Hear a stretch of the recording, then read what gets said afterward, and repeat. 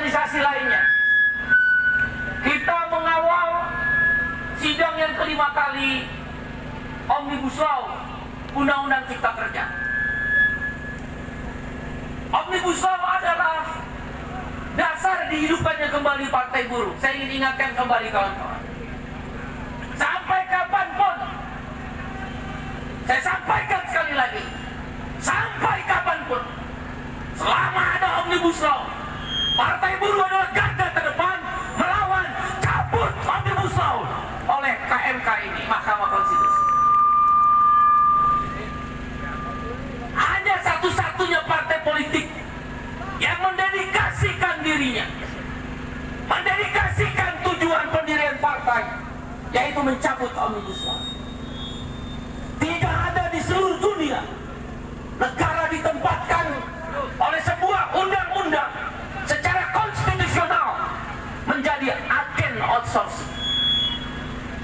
Hanya di Indonesia, karena kerakusan, ketamakan, greedy para pengusaha-pengusaha hitam, mereka tidak perlu membuat klaster ketenaga kerjaan, sudah diuntungkan dengan aturan-aturan investasi. Kita setuju kemudahan investasi, kita setuju ramah investasi, kita setuju kemudahan perizinan, kita setuju dengan Presiden Jokowi dan pemerintah agar investasi masuk ke Indonesia. Yang kita tidak setuju, mereka serakah. Satgas Omnibus Law diketuai oleh Rosan Roslani, sekarang Wakil Menteri BUMN, dulu Ketua Umum Kadin, karena jasanya meloloskan Omnibus Law, menguntungkan pengusaha-pengusaha hitam yang rakus, yang serakah. Maka sekarang dia jadi Wakil Menteri BUMN dan sebelumnya Duta Besar Amerika. Saudara, saya kasih tahu sama kamu, mereka gak akan memikirkan nasib kamu. Kasih tahu sama buruh-buruh kita di pabrik, kasih tahu sama saudara-saudara kita di petani. Kalau mereka memikirkan nasib kamu, kenapa mereka kamu dikasih outsourcing? Kalau mereka memikirkan upahmu, kenapa mereka kasih PP nomor 36, ada batas bawah, ada batas atas? Memangnya yang hidup mereka, memangnya pengusaha-pengusaha yang rakus dan serakah itu yang mau hidup? Kalau mereka peduli sama kita, kenapa upah kita dikendalikan, isi perut kita dan anak-anak istri kita disusahkan oleh aturan Omnibus Law? Kalau mereka pengusaha-pengusaha hitam itu yang rakus dan serakah bersama oknum-oknum birokrat yang korupsi, koruptif, koruptor, kenapa petani tanahnya dirampas? Turun-temurun tanahnya mereka tinggal dan menggarap sawah ladangnya, bertahan malah di penjara. Air susu mereka balas dengan air tuba. Bensin mobil dinas mereka kita yang bayar dengan pajak. Makan anak istri mereka kita yang bayar dengan pajak. Baju-baju dinas mereka, para pejabat-pejabat dan anggota DPR yang kita nggak percaya itu, kita bayar dengan pajak kita. Listrik mereka, air bersih mereka, di rumah-rumah dinas DPR, di rumah-rumah dinas menteri, pejabat-pejabat, kita bayar dengan pajak.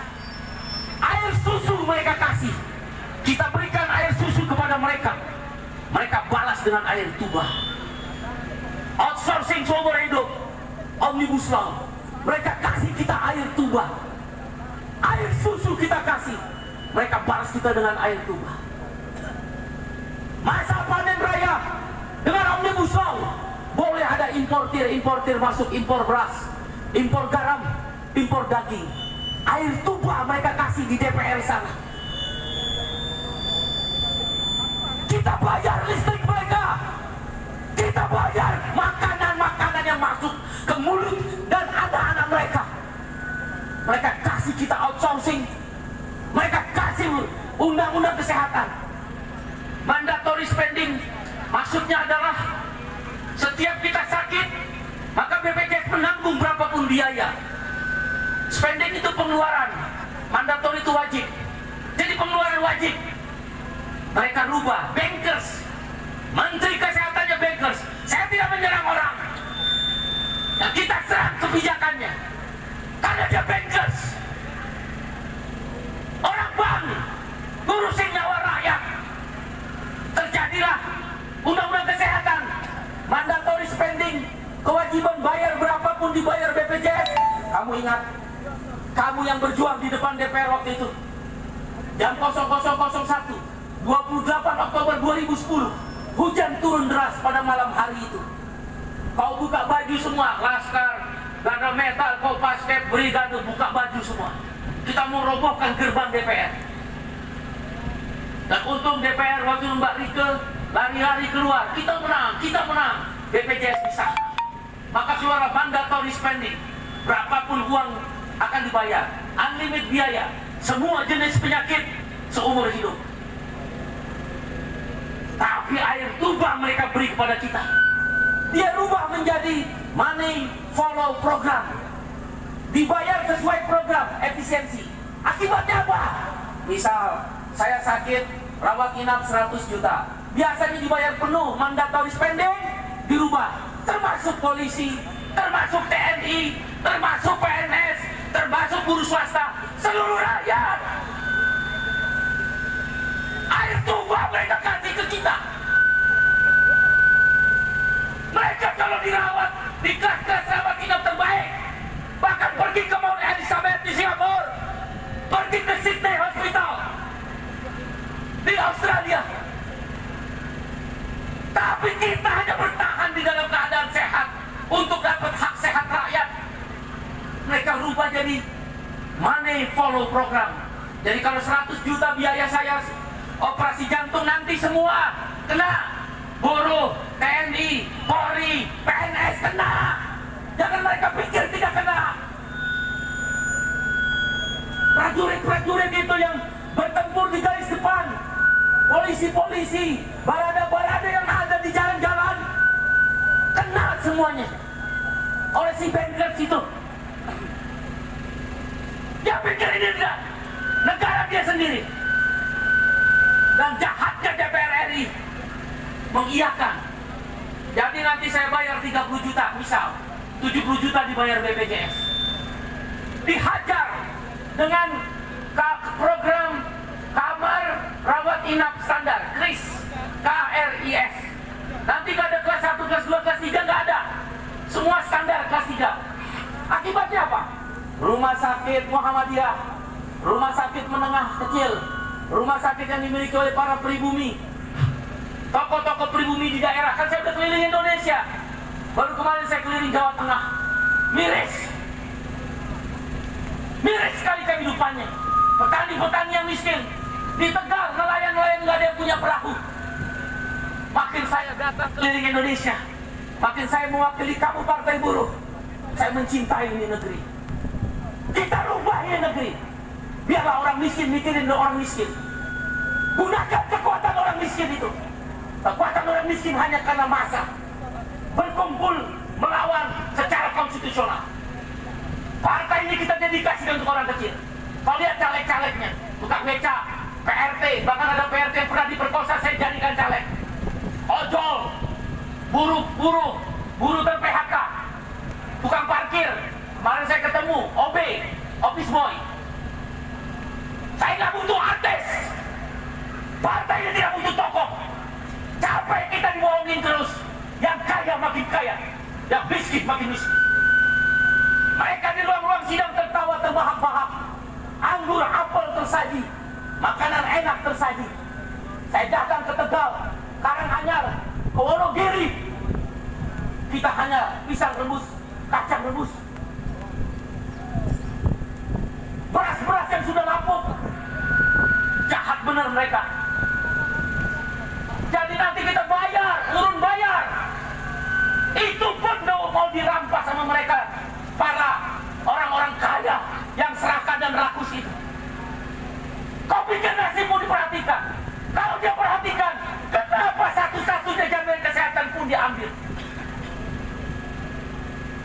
Kita bayar iuran, kita tidak gratis.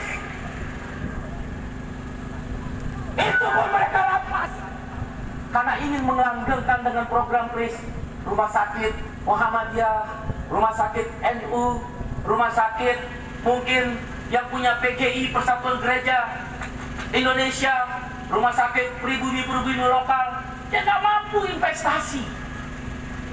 Karena program KRIS mensyaratkan 1 kamar 4, seolah orang bela kita. Ingat nggak Indomaret? Di setiap jalan ada Indomaret. Dulu zaman Soekarno, mereka hanya boleh berdagang di kabupaten. Kita tidak salah, kita tentang keadilan. Mati semua toko-toko kelontong di Indomaret dengan Alfamart. Kau lihat itu saudara, ingat nggak BBM? Memang premium nggak naik, Pertalite, Pertamax, tapi tiba-tiba premium hilang di Jabodetabek. Kemarin saya keliling Jawa, 7 hari saya keliling Jawa, mewakili Partai Buruh, mau ketemu sama orang-orang miskin itu. Saya nggak peduli sama orang kaya. Kalau partai ini andaikan Allah izinkan masuk ke dalam parlemen, amin. Amin. Amin. Amin. Kita hanya membela orang miskin. Kita lawan orang-orang kaya yang serakah itu secara konstitusional sehingga terjadi keseimbangan. Saya nggak peduli sama orang kaya. Dia udah ada yang mikirin. Bahkan saking rakusnya orang-orang kaya itu, mereka menghancurkan sistem perlindungan buruh dengan outsourcing, upah murah, tanah perak petani dirampas, musim panen raya dia impor, sekarang kesehatan dia ambil lagi, sehingga rumah sakit swasta nanti akan mati. Siloam, James Riyadi, maaf kalau saya sebut nama, saya hanya baca media online, 7 rumah sakit swasta sahamnya langsung naik. Kenapa? Karena ada dana berputar di jaminan kesehatan, baik BPJS maupun asuransi komersial itu 500 triliun. Garda Metal, berapa nolnya 500 triliun? Banyak. 500 triliun. Ya, Datuk Tahir, konglomerat Maya Pada Group, James Riyadi, konglomerat Siloam Group. Nanti dia bikin klinik-klinik. Karena udah ada undang-undang kesehatan. Rumah sakit tidak boleh dituntut kalau terjadi malpraktek, jahanam dan gila. Masa rumah sakit nggak kita bisa dituntut, dokternya yang dituntut. Itu melindungi orang kaya. Harus di rumah sakit yang dituntut kalau terjadi malpraktek supaya dia lebih hati-hati. Gila ini undang-undang. Sehingga nanti klinik Siloam sampai ke desa-desa seperti Indomaret tanpa sadar, seperti premium hilang. Premiumnya nggak naik harga, tapi susah dicari. Pertalite yang naik harga. Nanti begitu klinik-klinik mati, berguguran, uang 500 triliun hanya untuk 7 konglomerat yang berkuasa. Akibatnya apa? Kalau dia menguasai sistem jaminan kesehatan 500 triliun, harga obat dia kendalikan. Lihat Indofood, saya tidak menyerang, saya menang, yang saya serang keadilan. Lihat Indofood, siapa yang kuasai harga terigu sampai harga mie, salam mie, super mie, Indomie, mie macam-macam itulah. Dia kuasai, sehingga harga mie naik berapa, turun berapa, dikuasai oleh Indofood. Konglomerat lagi. Lihat taksi Bluebird. Saya tidak menyerang taksi Bluebird karena dia paling banyak armada. Harga batas atas, batas bawah taksi, dia nentuin harga. Hari ini kita tidak akan tinggal diam Partai Buruh, karena sudah menyangkut hak rakyat. Orang miskin dilarang sakit, kita lawan. Kita nanti akan long march. Catat ya, Garda Metal, Laskar SPN, Kopaskep, 3-10 Agustus kita long march. Yang long march Bandung Jakarta jalan kaki itu 100 orang, tapi yang ngiringi saya minta ribuan orang. Dari Bandung ribuan orang sampai Cimahi disambut ribuan orang buruh. Saya akan minta perintahkan keluar pabrik. Sampai Bandung Barat Padalarang ribuan orang lagi. Kita tunjukkan sekarang orang miskin mulai marah dengan keadaan karena rasa keadilan. Tapi nggak boleh merusak, nggak boleh menghina orang, nggak boleh nyerang. Pokoknya kita keluar. Orang miskin, pikirin orang miskin. Nanti kalau partai buruh Allah takdirkan di dalam parlemen, DPRD 2, DPRD 1, DPR RI, amin. Amin. Amin. Amin ya Allah. Kita hanya mikirin orang miskin. Ada orang kaya coba-coba mau merampas hak orang miskin, hak sehat, hak upah, hak hubungan kerja, hak perlindungan perempuan, hak tanah, hak perahu, hak tanah ulayat masyarakat adat, dan hak-hak orang kecil lainnya. Kita paling ganda terdepan partai. Silakan periksa track record saya di Google. 30 tahun saya berkiprah-kiprah di Serikat Buruh. Serius, silakan periksa. Begitu pula kawan-kawan. Dan karena itu saudara kawan sekalian, bersiaplah berjuang. Kita kawal terus nih Omnibus Law. Dan hari ini kita juga sudah resmi menggugat presidensial threshold 20%, di MK minta dirubah jadi 0%. Ayo angkat tangannya, begini. Woi, semua yang nggak angkat tangannya temannya Sofyan Wanandi. Woi. Berapa persen presidensial threshold? 0%. Supaya ada 18 partai politik, 18 capres. Timur jumlah penduduknya nggak sampai puluhan juta. Capres atau calon perdana menterinya 16 orang. Prancis, Presiden Macron, pada waktu itu jumlah pemilih dan penduduknya tidak lebih dari 70 juta orang. Capresnya 10 orang. Amerika, sebelum ada capres Partai Demokrat dan Partai Republik, itu di internal konvensi partainya, itu puluhan orang bertempur dulu. Indonesia, 267 juta jiwa, 205 juta pemilih, hanya 3. Berapa? Berapa? Yang keras berapa? 3. Lawan presidensial threshold. Tapi toh di putaran kedua tetap 2. Kita hormati yang 3 orang sekarang sudah muncul. Tapi kamu lihat, kita jadi penonton di TV, di YouTube, capras-capros, nggak ada yang ngomongin Omnibus Law. Capras-capros, koalisi A, koalisi B, koalisi C, pindah lagi koalisi D, nggak ada yang ngomongin undang-undang kesehatan. Betul apa betul? Dulu PNS, TNI Polri, prajurit PNS, TNI Polri, buruh swasta kalau pensiun langsung punya rumah. Sekarang bisa nggak punya rumah kalau udah pensiun? Nggak bisa. Tanya itu prajurit Polri, prajurit TNI, prajurit atau PNS. Masa depannya suram, sama kayak kamu, masa depannya suram. Buka pas-pasan. Din. Dompetnya berapa paling banyak duitnya? 15.000. Din, suram Din. Ya, kita lawan. Saatnya orang miskin memikirkan kelompok orang miskin. Biarin kita dibilang identitas. Mau apa kamu? Kamu identitas, kamu kaya, kami tetap miskin. Kami mau identitas orang miskin. Orang miskin, bantu orang miskin. Orang miskin, pilih orang miskin. Orang miskin, menang, berkuasa di negara Republik Indonesia. Amin. Siap berjuang? Siap. Siap berjuang? Siap. Yang mau berjuang tepuk tangan. Yang mau berjuang angkat tangan. Yang mau berjuang, yang mau melawan, yang mau menang partai buruh teriak hidup buruh, hidup buruh, hidup buruh, hidup rakyat, ayo keras, partai buruh, Kelas bekerja. partai buruh, Negara sejahtera. partai buruh, Menang. partai buruh. Nomor 6. Ya, terus berjuang, udah nggak usah mikirin orang kaya. Dia udah mikirin dirinya sendiri. Mikirin orang miskin. Menangkan partai buruh. Persiapkan ya long march. Siap nggak long march? Jalan kaki. Nanti bagiin petisi. Isi petisinya 1, cabut Omnibus Law Undang-Undang Cipta Kerja. 2, naikkan upah minimum 15%. Saya ditanya sama media asing. Hey brother Iqbal, kenapa kamu minta request increasing minimum wage 15%?